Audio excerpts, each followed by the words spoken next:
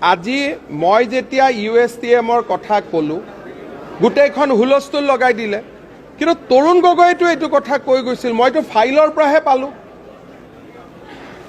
তৰুণ গগৈ ডাঙৰীয়াই কৈ গৈছে যে গুৱাহাটীত বানপানী হোৱাৰ মূল কাৰণ হ'ল যোৰাবাট এতিয়া কংগ্ৰেছে মুখ গালি পাৰে তৰুণ গগৈ লৰাইও মুখ গালি পাৰে কয় USTMৰ নাম কিয় ললে এটা বাপেকে কোৱা কথা যদি পুতেকে ভুল বুলি কয় মই কি কৰিব পাৰো কক সবতেতো ৰাজনীতি বিচাৰি থাকিলে নহব মুসলিম মানুহ হলে সংৰক্ষণ দিব লাগিব সেই ভাৱধাৰণাটোৰ পৰা আঁতৰিব লাগিব USTMৰ মালিক যদি হিন্দু হলেতেন ইমান চিঞৰ বাখৰ কৰিলেহেঁতেন নেকি আজি যেটো তৰুণ গগৈয়ে কৈ গৈছে এবাৰ নহয় 2005ৰ পৰা 14 লৈকে মই পেপাৰ কাটিং উলাইছো 25টা পেপাৰ কাটিং পাইছো এতিয়ালৈকে তেওঁ কৈছে মেঘালয় কেছ দিব লাগে মেঘালয় আমাক শেষ কৰিলে তেওঁ আৰু কৈছে তেওঁ অখিল গগৈকো দুখ দি থৈ গৈছে যে গুৱাহাটীৰ বানপানীৰ দুখী আনজন দুখী হ'ল অখিল গগৈ এইটো বিতৰ্কত মই নাযাওঁ কিন্তু তৰুণ গগৈ ডাঙৰীয়াই জিয়াই থাকোতে তেওঁ বাৰে বাৰে কৈ গৈছে যে যোৰাবাটৰ কাৰণে গুৱাহাটীত আৰ্টিফিচিয়েল বানপানী হয় তেতিয়া USTM নাছিলেই আজি এটা USTMৰ মালিকজন মুছলমান সম্প্ৰদায়ৰ মানুহ হোৱা ভাবে কংগ্ৰেছে এনেকে লাগি গৈছে উদ্ধাৰ কৰিবৰ কাৰণে যদি সেইজন মানুহ হিন্দু হলেতেন কংগ্ৰেছে কি কৰিলেহেঁতেন তে ইমান তুষ্টিকৰণ কৰিব নাপায় নহয় তাত পানী আহে নে নাই এবাৰ পানী আহাৰ দিনাখন আপোনালোক মোৰ লগত ওলাব ভূপেন বৰা ওলাব গৈ পেলাই মই একেলগে তাত থিয় হৈ থাকিম পানী আহে নে নাই চাব মই যুৱৰাজক নকওঁ তেওঁ টিপি পানীত ভিজিব বেয়া পাব কিন্তু ভূপেন বৰাটো মাটিৰ মানুহ ভূপেন বৰাটো মোৰ লগত যাব পাৰিব বাপেকে কোৱা কথাৰ কাৰণে এটা মই বাপেকে কোৱা কথাটোৱে মই ৰিপিট কৰিছো তাৰ কাৰণেও মোক গালি দিব মই কি বেন পাৰ্টি নেকি যতে মাৰি থাকিব মোক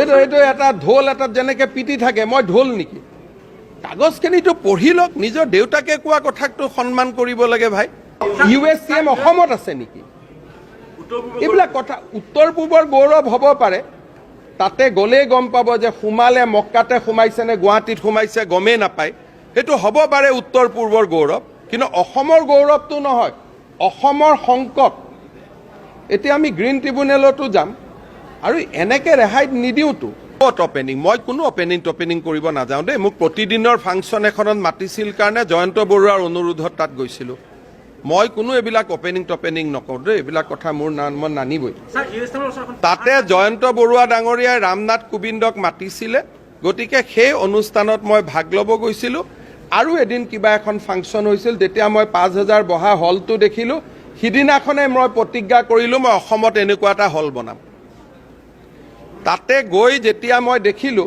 যে এই অডিটৰিয়ামটো যদি ইয়াতে থাকে গুৱাহাটীৰ মানুহবিলাকে এওঁৰ ওচৰত আত্মসমৰ্পণ কৰিব অডিটৰিয়ামটোৰ লোভত সেইকাৰণে খানাপাৰাত মই মনে মনে আহি জেদ কৰি USTMতকৈ ডাঙৰ অডিটৰিয়াম বনোৱাৰ কাম আৰম্ভ কৰিলো মই মানুহটো বেলেগ ধৰণৰ হয় তাত যেতিয়া গলো মই সুধিলো প্ৰতিদিনক যে দাদা ৰামনাথ কোবিন্দক ইয়াত মাতিলে যে কলাক্ষেত্ৰত কিয় নামাতিলে বোলে এইটো অডিটৰিয়াম 3000 মানুহ বহিব পাৰে মই এইটোতো বৰ ডাঙৰ কথা হ'ল এতিয়াতো মানুহবোৰ ইয়াৰ ওচৰত আহি সাৰেন্ডাৰ কৰি দিব লাহে লাহে লগে লগে মই আহি কলো আমি ইয়াতে 5000 মানুহৰ অডিটৰিয়াম বনাম অহা নৱেম্বৰ ডিচেম্বৰ জানুৱাৰী যেতিয়াই হওক আমাৰ 5000ৰ অডিটৰিয়াম আমি ইনোগ্ৰেট কৰিম যাতে মানুহ USTMত যাব নালাগে এইটো বস্তুটো মই গলে লাজ লাগে নহয় মক্কাৰ তলেদি যাব লাগে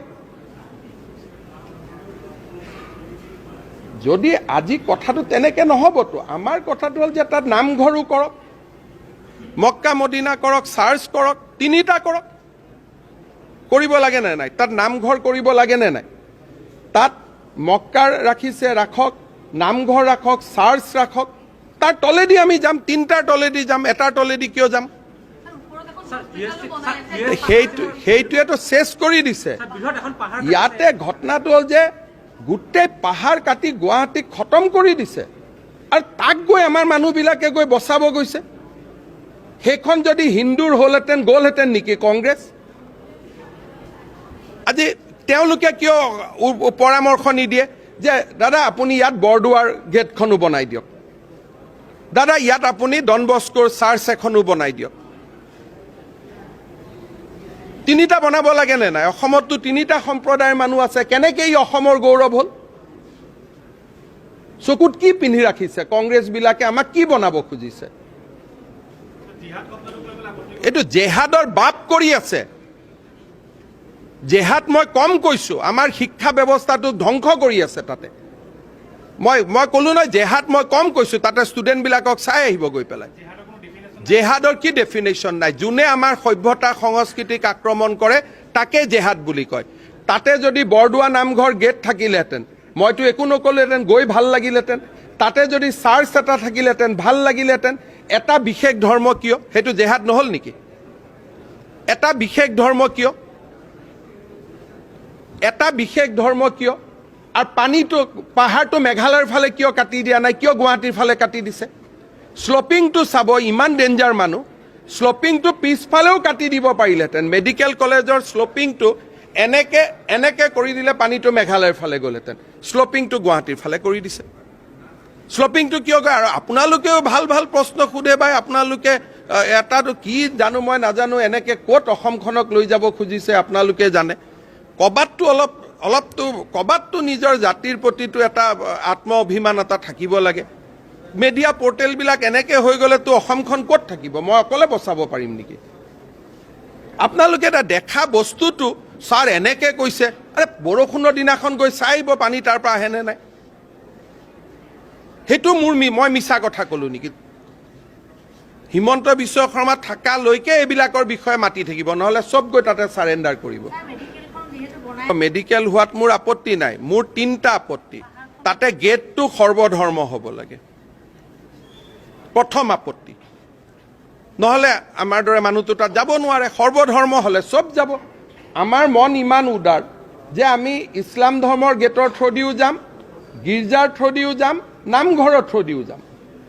তাতেতো কামাখ্যা মন্দিৰৰ ৰেপ্লিকা এটাও বনাব লাগিছিল নে নাই? কওক মই ভুল কৈছো নেকি? তাত গৈ আৰু নাযাওঁ বুলি প্ৰতিজ্ঞা কৰিলোঁ কাৰণে মই ইয়াত আহি অডিটৰিয়ামটো বনাব আৰম্ভ কৰিলোঁ, যে ইয়াত গৈ থাকিলে মোৰ স্বাভিমান, আত্ম অভিমান চব যাব। আৰু এইটোতো অসমৰ শিক্ষা শেষ কৰি দিয়াৰ এটা ডাঙৰ ষড়যন্ত্ৰ তাত চলি আছে। তাততো মেঘালয়ৰ কোনো মানুহ নপঢ়ে। তাত ক'ত? তাতে নম্বৰ কেনেকৈ হয় মোৰ তাতো ডাউট আছে। তাতেতো গোটেই অসমৰ ষ্টুডেণ্টবিলাক যায়, নম্বৰ কেনেকৈ পায় তাকো মোৰ ডাউট আছে। আৰু মই এনেকুৱা মানুহ নহয়, মই শিকামো। এইবিলাক কৈ লাভ নাই ভাই। এনেকৈ আমাক সুবিধা দিয়ক, আমি মক্কাৰ তলেদিও যাম, বৰদোৱাৰ তলেদিও যাম, আৰু আমি ভেটিকানৰ তলেদিও যাম। কিন্তু এটাৰ তলেদি আমি কিয় যাম এইটো কওক। সেইকাৰণে আজি কংগ্ৰেছ দলক মই সুধিছোঁ যে USTMৰ মালিকজন যদি হিন্দু হ'লহেঁতেন কি কৰিলেহেঁতেন? USTMৰ মালিকজন যদি ৰিণিকী ভূঞা হ'লহেঁতেন কি কৰিলেহেঁতেন? সেইটো কওক। তেতিয়া কি হ'লহেঁতেন? নাই তেতিয়া কি হ'লহেঁতেন এইটো কওক। ধৰি ল'লো USTMৰ মালিকটো ৰিণিকী ভূঞা হ'লহেঁতেন, তেতিয়া কি হ'লহেঁতেন? তেতিয়া ক'লেহেঁতেন নে পানী নাহে বুলি? পাহাৰটো আমাৰ ফালে কাটা মানে কি ফ্লাড জেহাদ নহ'ল নেকি? পাহাৰটো আমাৰ ফালে কিয় কাটিলে? আৰু কংগ্ৰেছে USTMৰ যদি মালিক ৰিণিকী ভূঞা শৰ্মা হ'লহেঁতেন কি কৰিলেহেঁতেন? সেই জবাবটো দিয়ক। আৰু আজিতো নিউজ লাইভৰ ফাইনেন্সিয়েল স্থিতি আছে, ইচ্ছা কৰিলে তেনেকুৱা এটা কৰিব পাৰে। বাকী চেনেলতকৈ নিউজ লাইভটো বেছি চলে, ইনকামো বেছি হয়। গতিকে তেনেকুৱা এখন ইউনিভাৰ্চিটিটো বনাব পাৰে ইচ্ছা কৰিলে। তেতিয়া কি ক'ব? হয় নহয়? মানুহৰ হোৱাইট টকা থাকিলেতো মানুহে কৰাৰ অধিকাৰ আছে। তেতিয়া কি ক'ব? গৈ পেলাই তাতে পাহাৰ নাই, তাতে স্কুলত গৈ পেলাই হেৰি বিচাৰি আছে, কি এইটো ছেটেলাইট ডাটা বিচাৰি আছে। বাবা অলপতো ঠিক হওক। এই কংগ্ৰেছকেইটা এনেকেই চেছ কৰি দিব জাতিটোক। যিদিনাখন আমি নাথাকিম নহয়, বিজেপি নাথাকিম, সিদিনাখন আপোনালোকে বুজিব আপোনালোকৰ টিভি চেনেলবিলাকতো এডিটৰৰ পৰা এংকৰ কোন হ'বগৈ। চৰকাৰটো হ'ব বাৰু, চৰকাৰ মই দেখুৱাম কেনেকৈ কৰে।